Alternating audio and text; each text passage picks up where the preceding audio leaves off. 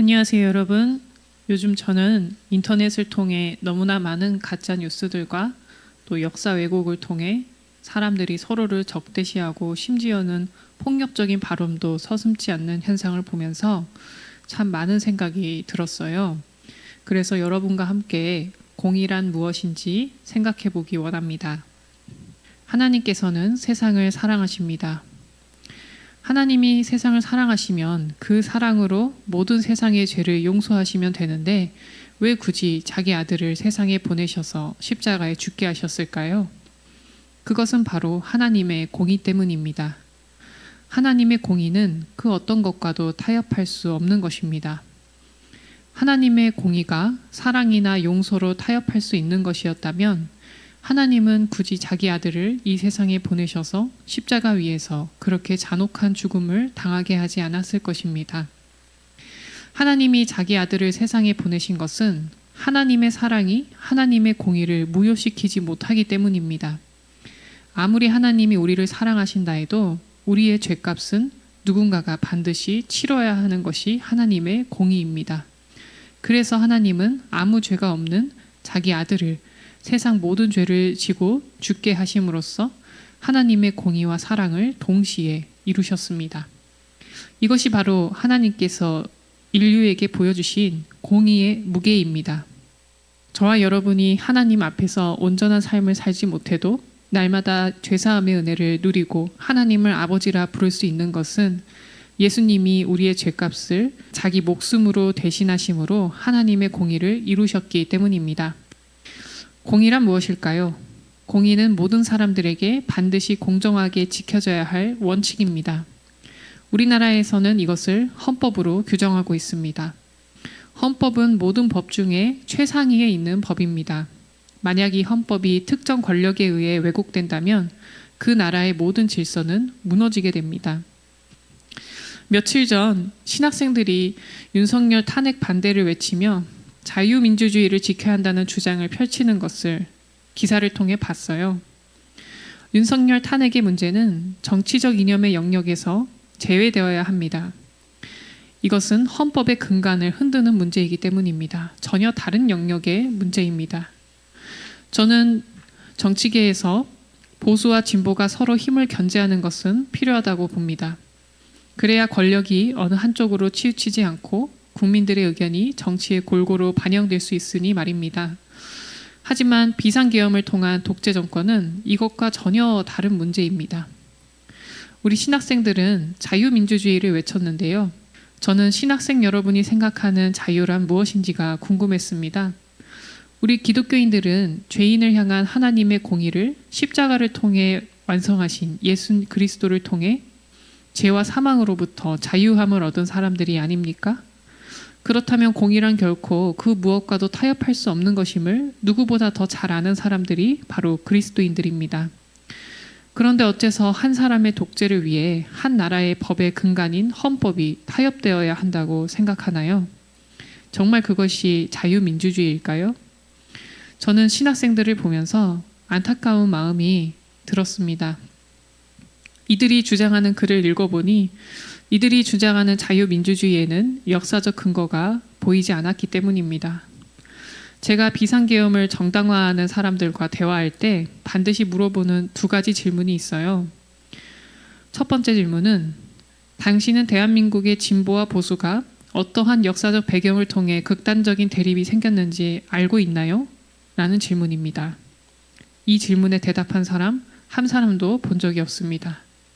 두 번째 질문은요. 당신은 대한민국의 진보와 보수가 국가 예산을 편성하는 과정에서 어떤 관점의 차이를 가지고 있는지 알고 있습니까? 라는 질문입니다. 이 두 번째 대답에도 제대로 대답한 사람을 본 적이 없습니다. 대답을 아예 안 했습니다. 모르니까요. 그렇다는 것은 이들이 주장하는 정의는 민주주의가 이뤄지는 역사적 배경과 전혀 상관이 없는 누군가에 의해 조작되고 왜곡된 민주주의라는 것을 알 수 있습니다. 아마도 신학생들은 부모님처럼 섬기는 목사님이나 교수님들을 통해 정치에 대한 견해를 듣게 되었고 그에 대해서 한정 의심 없이 사실로 받아들인 것이 아닌가 생각이 듭니다. 교회는 항상 공정해야 합니다. 교회가 세상의 빛이 되려면 언론보다 더 공정해야 합니다. 교회는 선한 행실로만 세상에서 빛이 되는 것이 아닙니다. 때로는 세상 속의 어둠을 드러내고 폭로하는 존재가 되어야 합니다. 그래서 교회는 어느 한쪽으로 치우치지 않고 공정하게 판단해야 합니다. 그런데 오늘날 교회는 우리 사회에서 가장 편파적인 집단이 되었습니다. 안 그래도 우리나라 언론이 다시 독재 정치 시절처럼 권력 앞에 무너지고 있는데 교회마저 공정함을 잃어버린다면 이 나라의 국민들은 누구를 믿고 살아야 할까요? 오늘날 일부 목사들은 강단에 서서 정치 발언을 하는 것은 기본이고 이제는 일제 식민 통치마저도 미화시키는 발언을 하고 있습니다. 일본이 우리나라를 식민 지배한 것이 아니라 오히려 우리나라 경제 발전에 도움을 주었다고 말하는 목사가 최근에 화제가 되었죠. 하나님은 우리나라를 식민 지배 아래 고통당하게 하면서 경제 발전을 시키는 불의한 분이 아니십니다. 또한 하나님은 식민 지배 밖에는 방법이 없어서 경제 발전을 시키지 못하는 무능한 분도 아니십니다. 이 세상에는요, 보석 청구가 안 되는 법이 있어요. 돈을 아무리 갖다 줘도 용서가 안 되는 죄가 있다는 것입니다. 개인을 통해 발생한 범죄에도 보석 청구가 안 되는 형벌이 있는데 국가가 국가를 상대로 반인륜적인 폭행과 살인을 저지른 죄를 돈으로 해결한다는 것이 말이 될까요? 그런데 우리 정부는 일본에게 보상금을 받는 쪽을 선택했었죠. 그리고 교회의 일부 목사님들은 이런 결정을 지지합니다. 국가의 지도자나 교회의 지도자들이 이렇게 공의에 대한 의식 수준이 낮고 국민들의 마음을 헤아릴 줄 모르니 결국 이것이 법조계의 부패로 이어지고 이 부패함이 교회와 사회까지 퍼져나간 것이라 생각합니다. 이런 문제를 극복하기 위해서는요, 저는 앞으로 대한민국에서 목사를 할 사람들은 한국사 능력 검정 시험을 반드시 응시해야 한다고 생각합니다. 이 한국사 능력 검정 시험을 자격증을 취득해야 목사가 될 수 있도록 말입니다. 이 시험은요, 국사편찬위원회에서 주관하기 때문에 정치적 이념이나 역사 왜곡으로부터 자유롭습니다. 그래서 목사님들이 공정한 시각으로 역사를 공부할 수 있는 기회를 얻게 될 것입니다. 오늘날 순진한 전도사님들이나 목사님들이 노예 모임이나 각종 모임에 나가서 선배 목사님들이 말하는 잘못된 정보와 왜곡된 역사를 듣고 그것을 또 곧바로 성도들에게 전하는 경우가 흔히 발생하고 있습니다. 신학교와 교단 측에서는 이런 상황을 심각하게 받아들여야 한다고 생각해요. 신학교는 학생들에게 성경신학과 조직신학만 가르치는 게 아니라 한국사와 세계사도 체계적으로 가르쳐야 할 것입니다. 특히 교단 측에서는 목사의 자격을 부여할 때 한국사 능력 검정 시험을 필수적으로 응시하게 해서 앞으로 성도들이 잘못된 역사나 가짜 뉴스를 듣고 속는 일이 없도록 조치를 취해야 한다고 저는 생각합니다. 끝으로 저는 우리 성도님들에게 이런 말을 남기고 싶은데요. 얼마 전에 어느 신학교의 은퇴한 교수님이 특정 정치인의 이름을 언급하면서 그 사람이 암살당하기를 기도한다는 글을 SNS에 올려 화제가 되었습니다. 교회는 정치적 이념보다 교회의 교회됨을 지키는 것이 더 중요합니다. 우리는 우리의 주님이 예수님이시지 인간 지도자가 아니라는 것을 잊지 말아야 합니다. 정치적 이념 때문에 하나님의 백성이라는 정체성을 잊어버리면 안 됩니다. 또한 한 교회 안에서도 나와 정치적 입장이 다르다고 해서 미워하거나 경계하는 태도를 가지는 것도 옳지 않다고 생각해요. 교회는 예수님 안에서 한 몸을 이룬 공동체이기 때문입니다.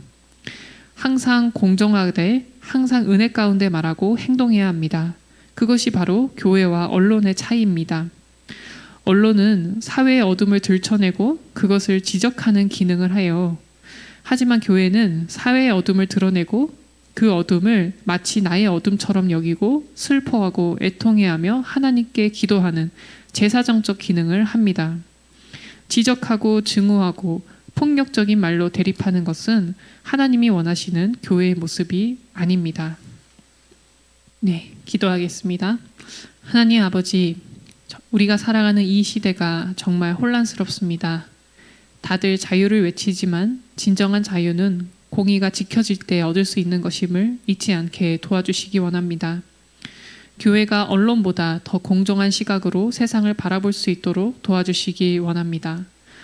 교회가 세상 일에 있어서 무지하여서 세상을 더 혼란스럽게 만드는 일은 이제 멈춰지기를 원합니다. 하나님의 말씀 안에서 살면서 공의와 사랑을 모두 놓치지 않는 교회가 될 수 있도록 도와주시옵소서. 예수님의 이름으로 기도합니다. 아멘.